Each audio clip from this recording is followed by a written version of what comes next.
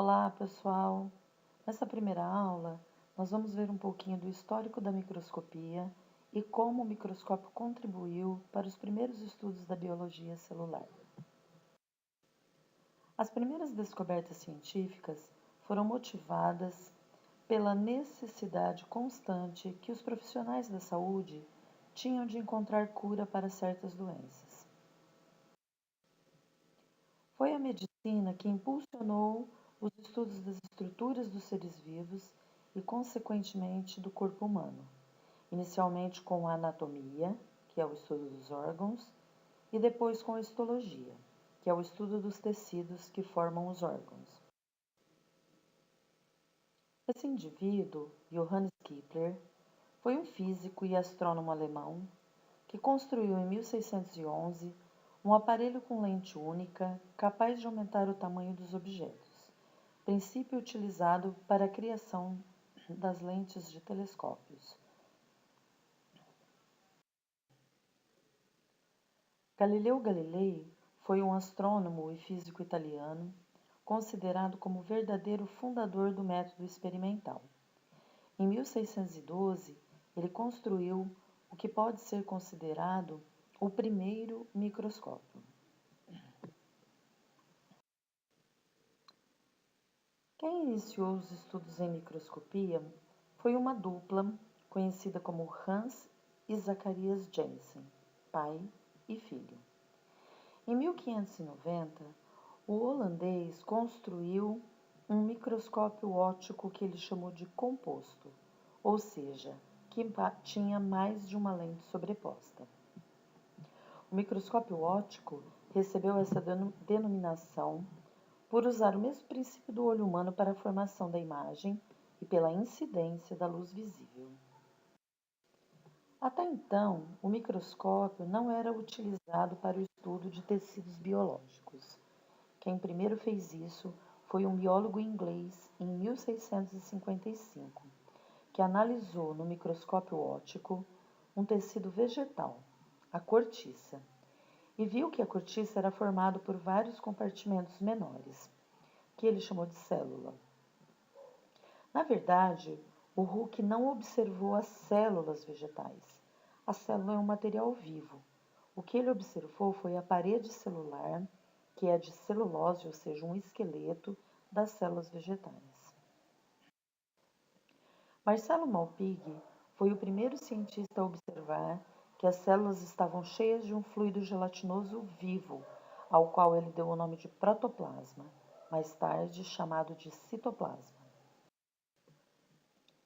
Anthony van Leeuwenhoek era um comerciante holandês, um fabricante de lentes, mas ele foi a primeira pessoa a observar protozoários, células sanguíneas, bactérias e espermatozoides no microscópio óptico.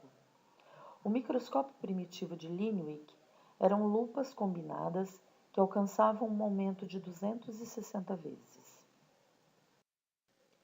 Robert Brown foi um botânico escocês que publicou em 1833 suas observações microscópicas de orquídea, descrevendo claramente o núcleo das células.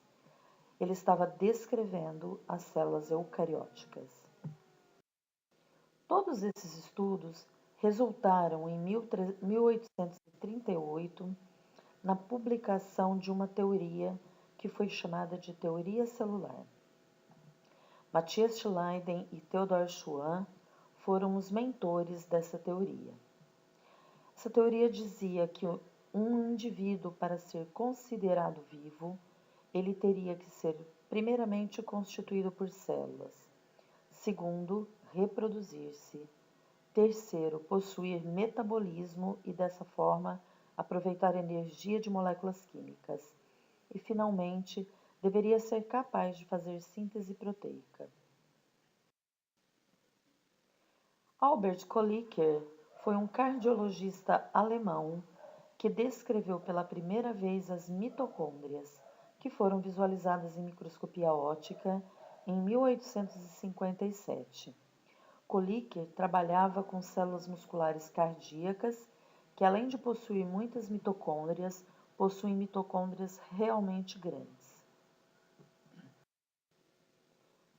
A microscopia teve um avanço muito grande por causa desse indivíduo, Carl Zeiss, um mecânico de precisão que trabalhava na Universidade de Jena e que durante 20 anos fabricou microscópios e lentes para a universidade. Atualmente, a Fundação Zeiss é uma multinacional dedicada à fabricação de instrumentos ópticos de precisão.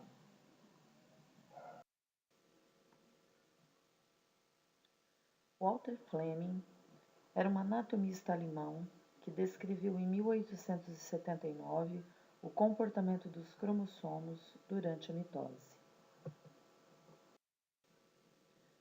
Ernest Abbe foi o primeiro cientista a criar uma teoria completa sobre a formação da imagem nos microscópios ópticos. Camilo Golgi, um professor de histologia e patologia geral, visualizou pela primeira vez e descreveu na microscopia óptica o aparelho de Golgi ou complexo de Golgi, através da coloração das células com nitrato de prata.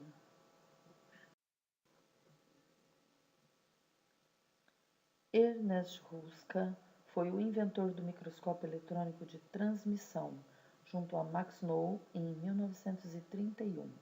Foi também o ganhador do Prêmio Nobel em 1986. Era natural da Alemanha e professor da Universidade Técnica de Berlim.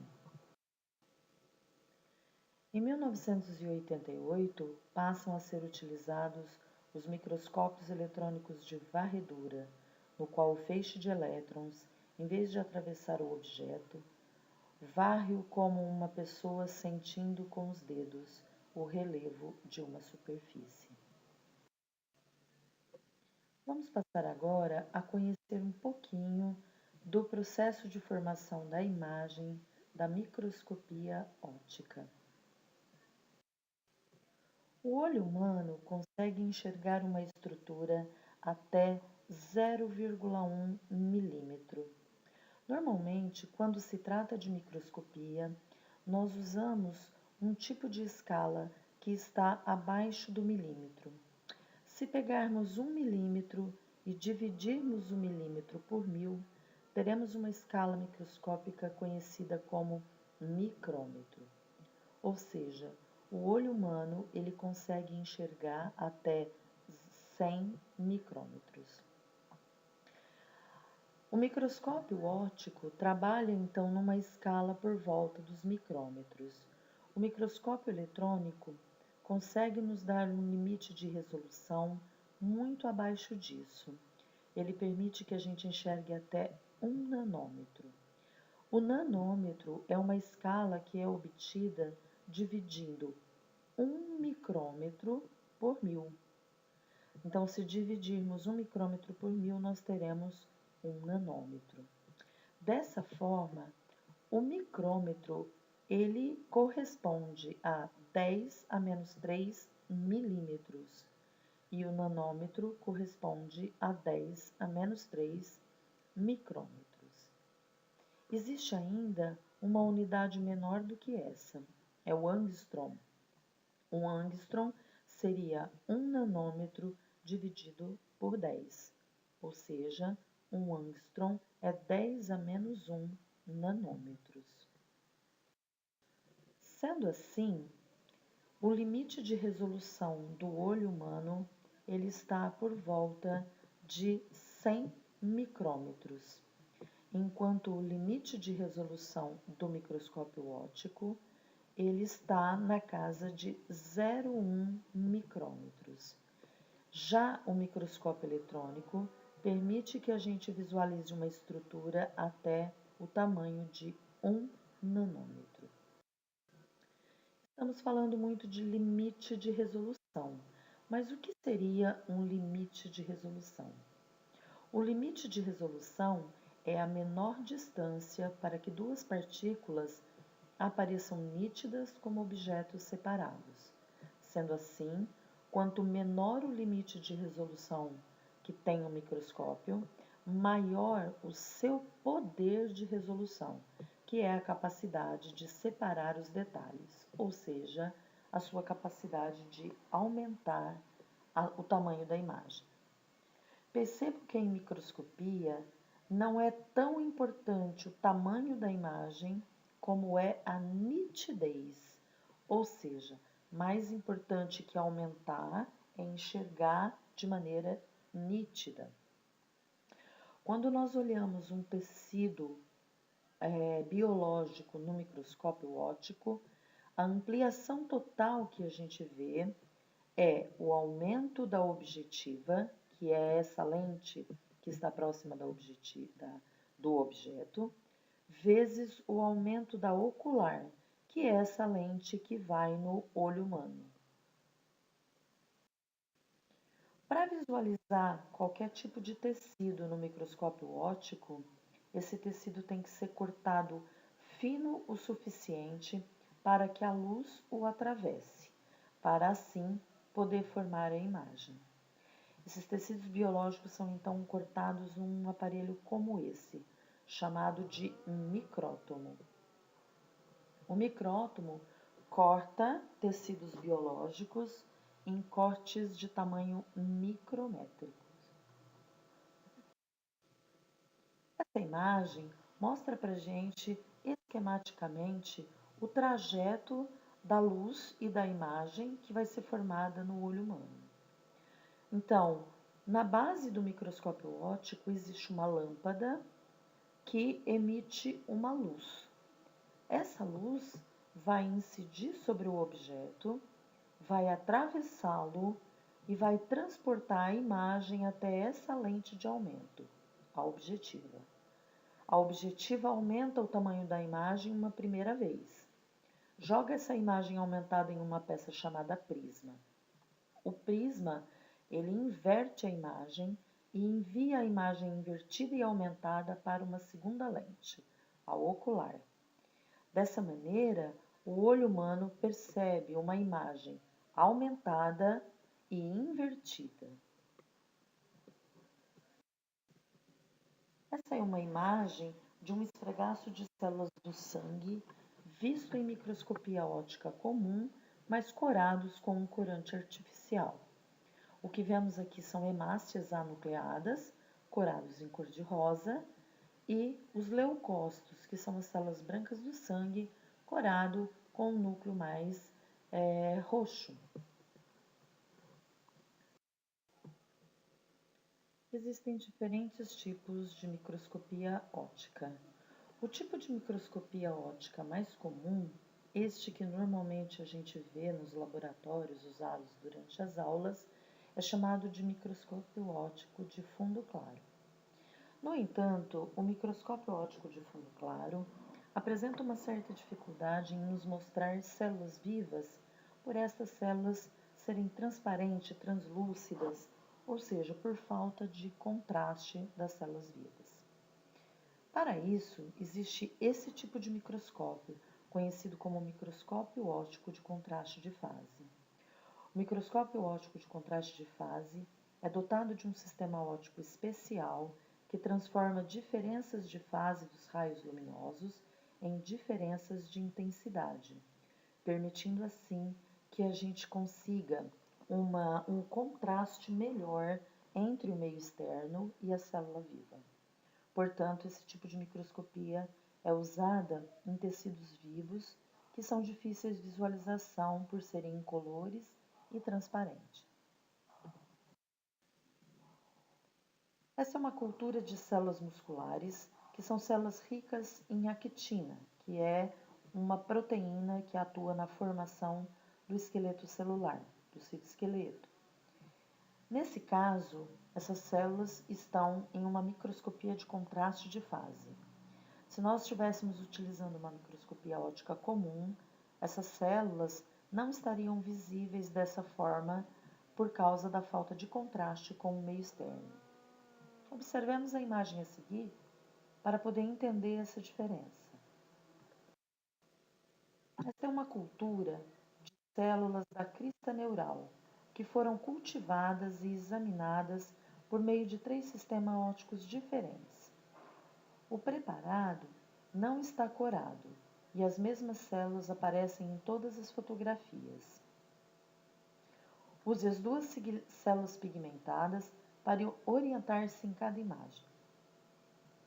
Em A, observamos as células em microscopia de luz convencional. Em B, a microscopia de contraste de fase.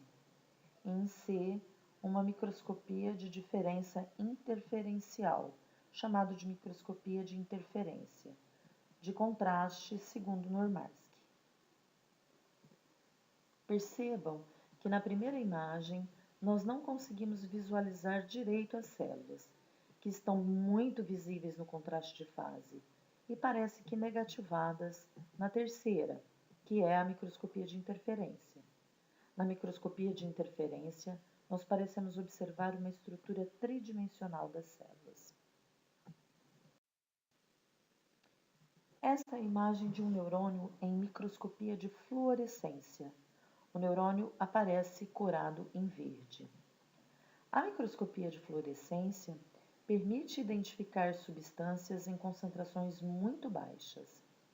Algumas substâncias absorvem energia e emitem luz de comprimento de onda maior.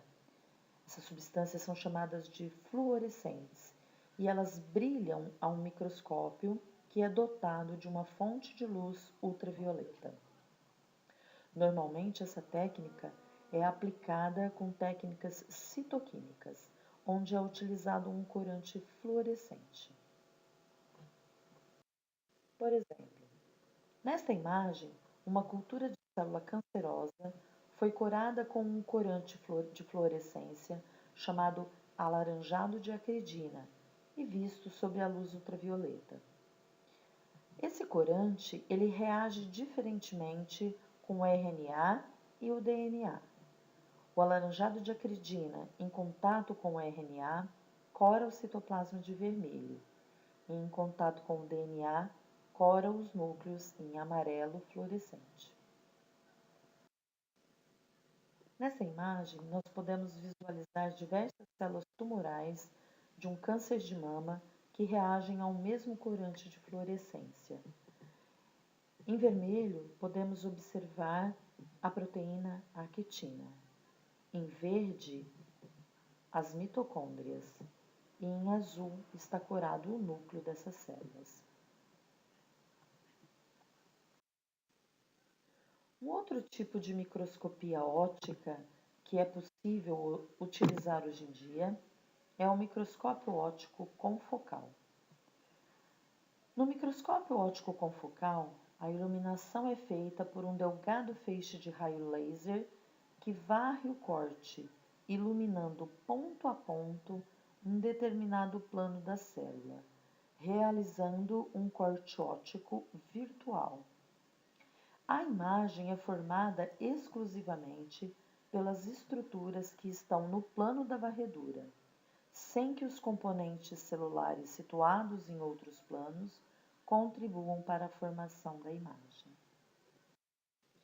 Esta é uma imagem de um tecido vegetal que pode ser observado em microscopia óptica confocal. Nesta imagem, o aparelho de Golgi em amarelo e os fusos mitóticos em verde podem ser visualizados pela microscopia confocal em células mitóticas de Drosophila.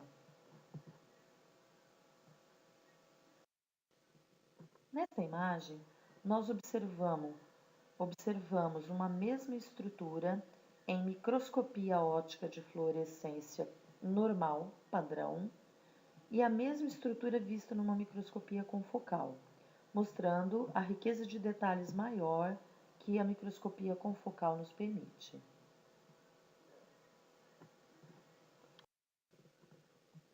Nesta imagem, é possível a identificação de vírus que foram englobados em vacúolos autofágicos de macrófagos humanos, e essa observação foi feita em microscopia confocal.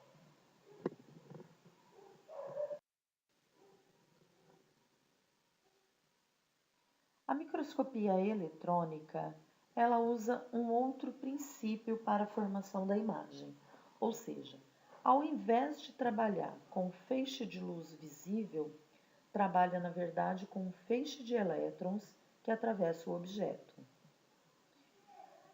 O feixe de elétrons é obtido através do aquecimento no vácuo de um filamento de tungstênio, que então emite elétrons. Esses elétrons então passam por uma bobina que forma um feixe direcionado que incide sobre o objeto e forma uma imagem sobre um filme fotográfico ou numa tela de computador. A microscopia eletrônica tem a limitação de não permitir a observação de nenhum ser vivo. Qualquer indivíduo vivo precisa então ser preparado e então estar morto para uma observação em microscopia eletrônica.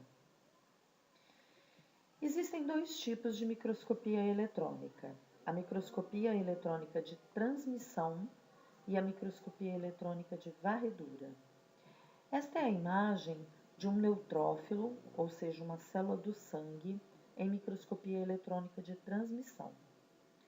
Percebam que numa microscopia eletrônica de transmissão, nós observamos o interior, ou seja, a parte interna de uma célula, e podemos ver detalhes como as suas organelas, o núcleo celular.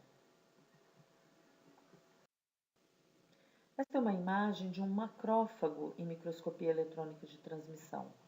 O macrófago é uma célula fagocitária, ou seja, que faz fagocitose. Percebam a superfície cheia de prolongamentos para a formação dos pseudópodos quando o macrófago realiza a fagocitose. O grande núcleo do macrófago encontra-se em destaque, mostrando as partes mais escuras, o local onde a cromatina fica aderido ao núcleo, e essa região mais concentrada, a presença do nucléolo. O segundo tipo de microscopia eletrônica, a microscopia eletrônica de varredura, permite que o feixe de elétrons faça uma varredura sobre a superfície do objeto observado. E, portanto, essa imagem é formada por reflexões, fornecendo imagens tridimensionais que são belíssimas de serem vistas. Essa imagem dos cílios de um epitélio ciliado da traqueia em microscopia eletrônica de varredura. Percebam os diversos cílios que constituem a parte superficial do epitélio. Nessa imagem, as microvilosidades do epitélio de absorção do intestino, também visível em microscopia eletrônica de varredura. Observem agora um mesmo componente, que no caso um tumor, observado em diferentes tipos de microscopia. Esse tumor é um tumor de ovário e, nesse caso, ele está sendo visto em uma microscopia óptica de contraste de fase. Essa microscopia não permite que enxerguemos muito detalhes, uma vez que o tumor, por ser sólido, não permite que a luz o atravesse. Observem o mesmo tumor observado, visto em uma microscopia óptica confocal, mostrando esses pontos alaranjados como os núcleos celulares. É possível se detectar onde estão as células neste tumor. Este mesmo tumor de ovário foi observado numa microscopia eletrônica de transmissão e a gente pode perceber as diversas células tumorais que constituem esse tumor. Podemos ver, inclusive, que há uma perda de adesão, de adesividade, entre uma célula tumoral e outra, característica dos tumores. E, finalmente, podemos observar um tumor de ovário em microscopia eletrônica de varredura, observando sua superfície, onde cada bolinha dessa significa uma célula tumoral. Bom, por hoje é só, pessoal. Até a próxima!